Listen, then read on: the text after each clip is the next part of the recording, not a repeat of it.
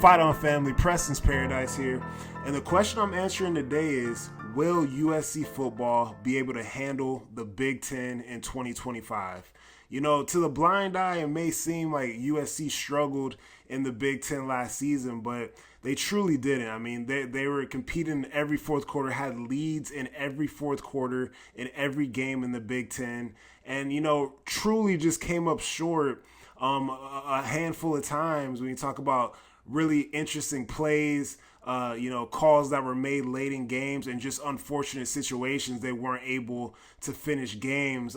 Play calling also came into that aspect on why they weren't able to finish games last season. But in this video, I'm just going to talk about the fact that I think this staff, this roster truly understands the conference now, understands what it's going to take to win games, understanding the game planning and the coaching and the strategy that's going to take to win games. And in order to compete in this conference, man, you have to use everything you have on your team, use all your skill, use all your chess pieces to, give teams fits to game plan for and expose their vulnerabilities on each side of the ball. So let's get into the video and talk about how USC will be ready for the Big Ten in 2025.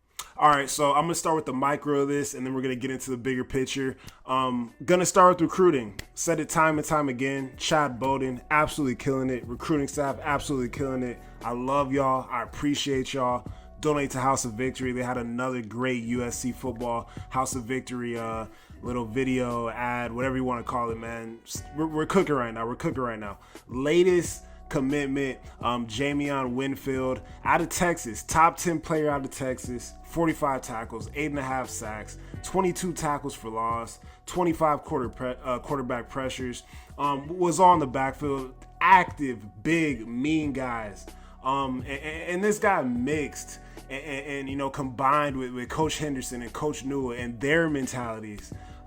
This is the USC of old. This is the USC, and that's why I'm elated right now. I truly am, man.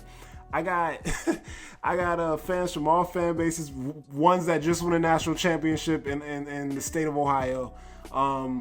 People from the Pacific Northwest that haven't seen their team ever win, so I feel bad for them. And then people from across town of Westwood that are just acting crazy because they know the monster has been awoken. And this is what we do, right? We put up that wall around California, then you put up a wall around the West Coast, and then you have really a wall around the entire country, the United States of America, and you can just kind of pick and choose what you want.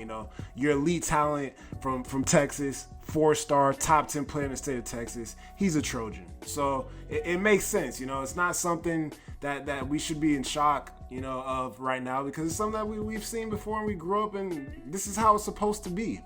So yeah, let's look at this strategy, right? Because I peep a strategy, and maybe some of you have as well. But let's look at the map and see where everybody is situated right now with this class. If you didn't know, as of March 16, 2025, USC has the #1 recruiting class in America. Now, I really like something about this class in particular. Obviously, you got all the local boys over there in Southern California, Northern California. The state is completely covered. It took a while to get all these guys' faces on there. But just like I said at the beginning of the video, you go into Texas, get the top 10 player out of Texas. You go into Georgia, get the best player out of Georgia in the class. Then you pick up a quarterback from Illinois. You pick up a defensive lineman, a great defensive lineman in Braden Jones out of Chicago as well. And then you get Sean Alston out of Ohio. And that's all Big Ten country. So you're getting a quarterback that's used to playing, in cold temperatures, maybe some snow, and, used to that environment. You're getting a few kids out here that are used to this Midwest environment and used to playing Big Ten ball. So I'm very excited about what's going on with this class. And this is the first pillar and this program really dominating the Big Ten in the next, few years. Got to start with this, man. A lot of people are very critical of Benny Wiley. not last season, but the previous season, saying, why are these guys so light? Why are these guys so weak on defense? USC doesn't lift weights, blah, blah, blah. But if you remember when Benny Wiley went on Trojans Live and really said that, I listen to the coaches. If the coaches tell me to do this with the players, this is what I do with the players. So he basically alluded to the fact that, the Grinch that ruined USC seasons, told him that he wanted, lightweight, fast defensive linemen and defensive players, and he's just doing his job. Well, I think that him, as well as, Rachel Suba, everything they accomplished with the team last year, putting on all that weight in the offseason, gaining all that weight, getting ready for this transition, a lot of these guys on this roster know what to expect right now. Currently going into NDOC, getting after early in the morning on Doc Weiler, working out, getting these beach, activities in with the team, camaraderie, obviously, running the collie. That's all going down now. A lot of these guys are already familiar with it. They know what to expect. They know what's going to happen, and they're pushing through, and they're finding out who's really about it right now. And names are standing out. People are standing out. Jakeem Stewart is dominating workouts right now as a true freshman, and I'm telling you, I believe that he will be on a 2 deep on this roster when it's all said and done at that defensive tackle position. So hey, it's going. I feel great about what we're doing right now in terms of putting in the work this spring, and it's going to pay dividends when the season comes around. Let's talk about some of the key returners. Jacoby Lane at wide receiver, Elijah Page at left tackle, Makai Lee at wide receiver, and Jaden Maava obviously at the quarterback position. Now I'll start with Jaden and the receivers. Jaden and the receivers, I think, are, built a very, very good chemistry with his time in there as a starter, towards the tail end of the season, and have had tremendous success, man. We've seen, great things second half of the season from Makai in the kick return game, as well as just playing the wide receiver position. Very dependable hands, very good hands, consistent, takes care of the ball. Constantly racking up that yak yardage as well. And Jacoby just, showing how much of a freak of nature he really is, man. Looking like an NFL receiver, acting like an NFL receiver, doing his dance, scoring touchdowns, having that swag out there that reminds me of the SC of old, the SC I grew up watching. And I love number 8 for it, man. He's truly a baller and has no problem telling you that he is a hooper out there on the football field. And Elijah Page, that kind of went a little bit under the radar, obviously came in last season as a redshirt freshman, and struggled a little bit early, found his footing eventually, had a great season, ended up being a freshman All-American at the left tackle position. So really separated and put himself in that category of one of the top underclassmen left tackles in the country, and I think he'll continue to progress, and I think he's an NFL player down the line as well. But we've got some great returners, and to get back on Jaden Maava, first full offseason, right? Like, I know there's a lot of people that aren't on the Maava train.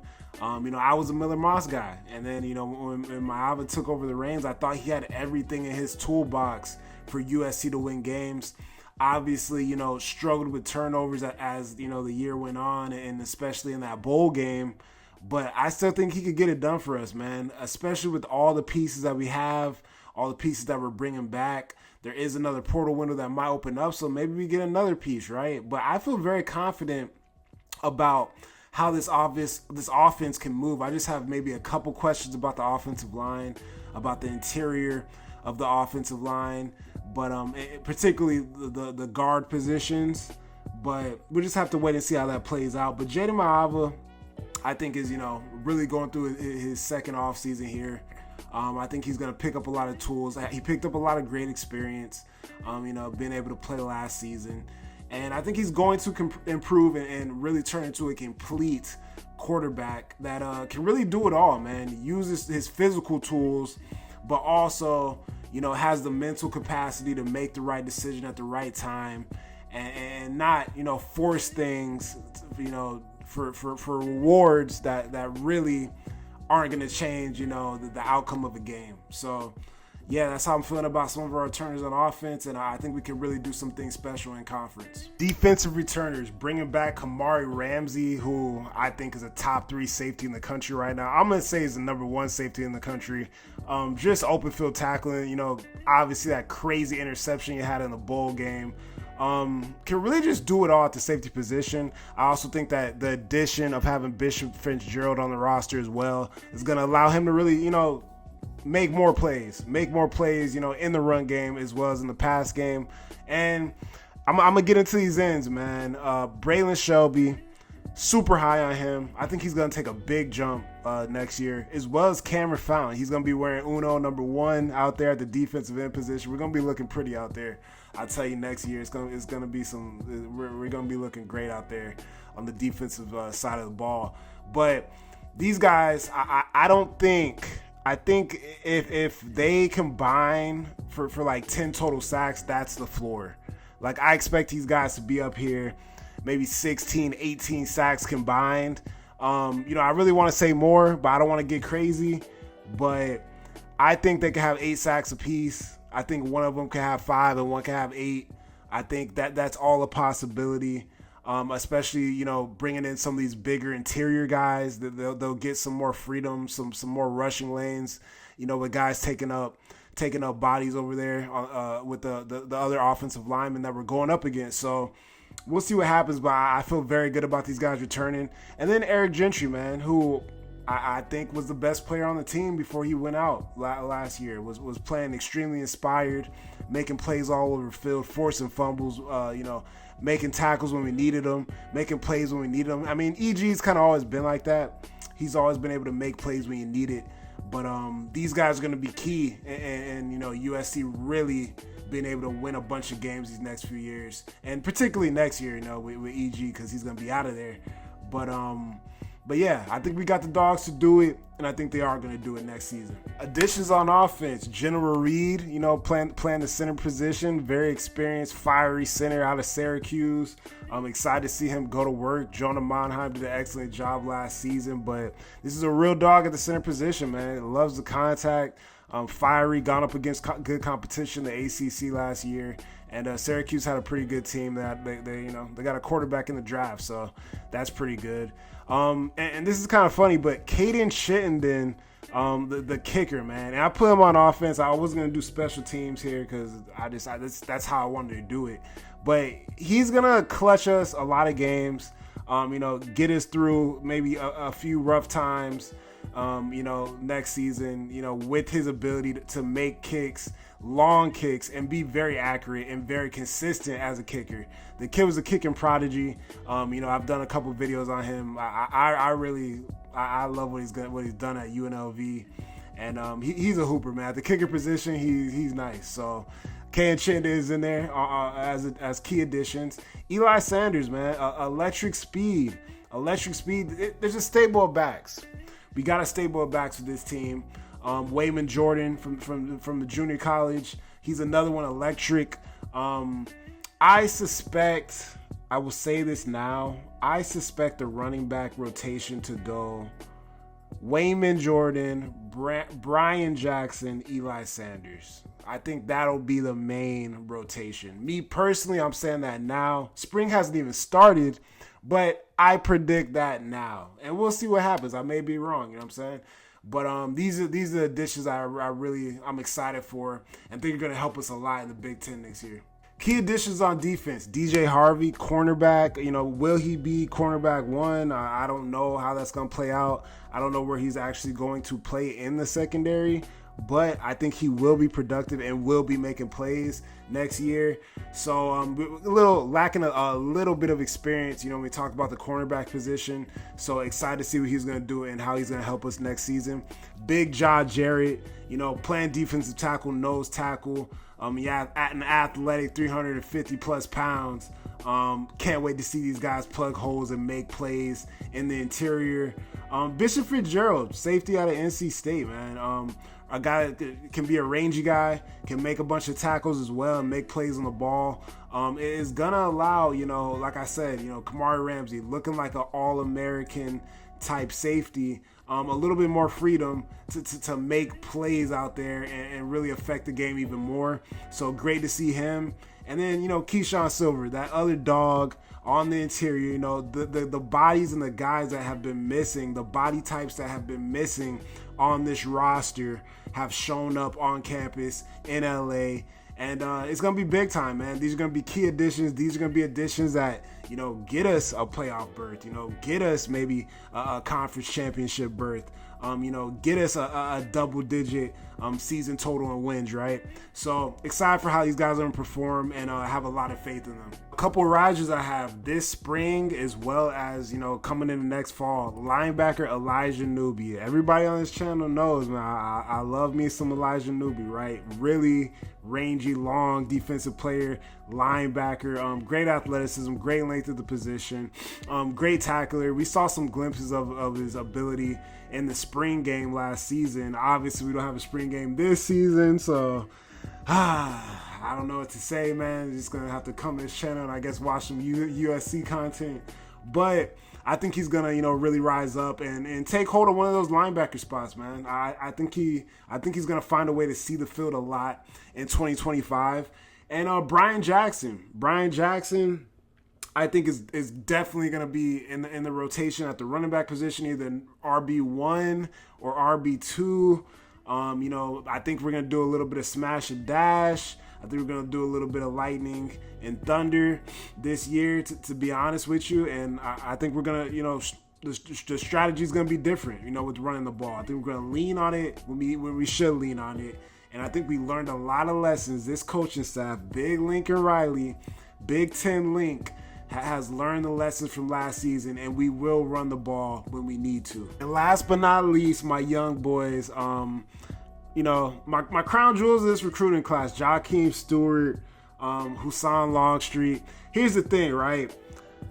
Jakeem Stewart, like I said before, I truly believe he's going to be in the 2 deep at a position on this team. He might even end up being a starter week 1 with how he's performing in the offseason.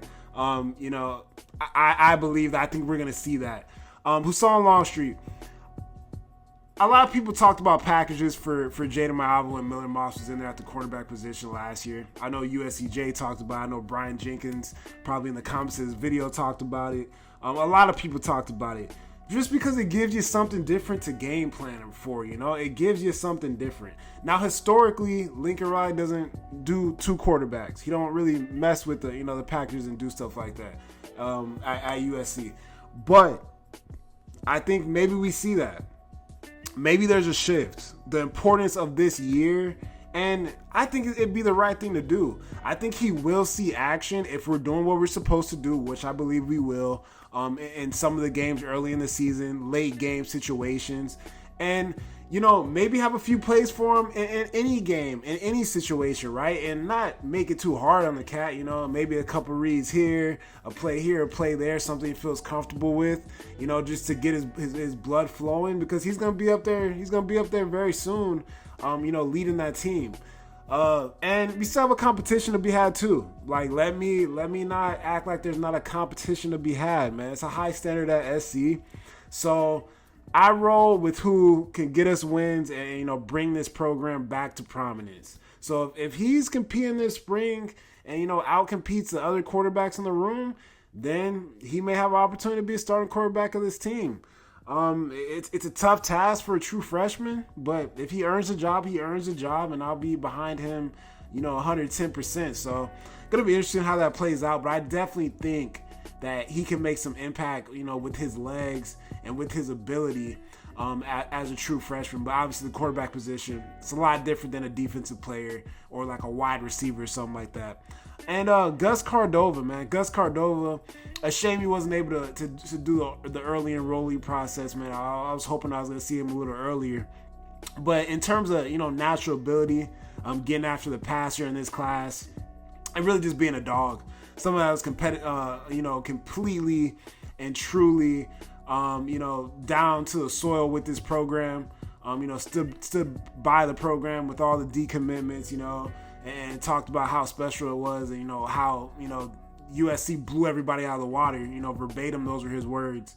And just a hell of an athlete, man. I'm really excited to see and interested to see how he comes on campus this summer and really goes to work. But I think he can make some plays, man. We got crazy depth on this team now that we had nothing close to. The last couple years, last year, in terms of ability on the defensive side of the ball, getting after the passer on the defensive side of the ball, it's truly just exciting. So I think Gus Cardova could really make some things happen in 2025. And that's it for today's video, man. I just really want to talk about my outlook, on what we're going to be coming into next year in the Big Ten, how I felt about a couple things, and how I truly feel like, we're doing everything in our power to really be successful. I don't see how we're not successful next year, barring any craziness. But feeling pretty good about, coming in next season. Feeling pretty good about the schedule. I'll get into that as time goes on. We're still very far out, unfortunately. But yeah, if you guys like the video, I know it's a longer video today, but I kind of just do my own thing on this channel, man. I kind of, try to be creative with things. But appreciate it. If you guys enjoyed the video and made it to this point, that's very crazy. Please, get in the comments, throw up a fight on, throw up a V for victory. Say what's good, ask a question, make a comment. And yeah, if you enjoyed the channel, please subscribe. I appreciate it so much. We're just gonna keep going up, man. The more subs, the more support I see on this channel, the more I'm gonna do and the harder I'm gonna work for you guys. So appreciate the support. Fight on, everybody, and have a good Sunday.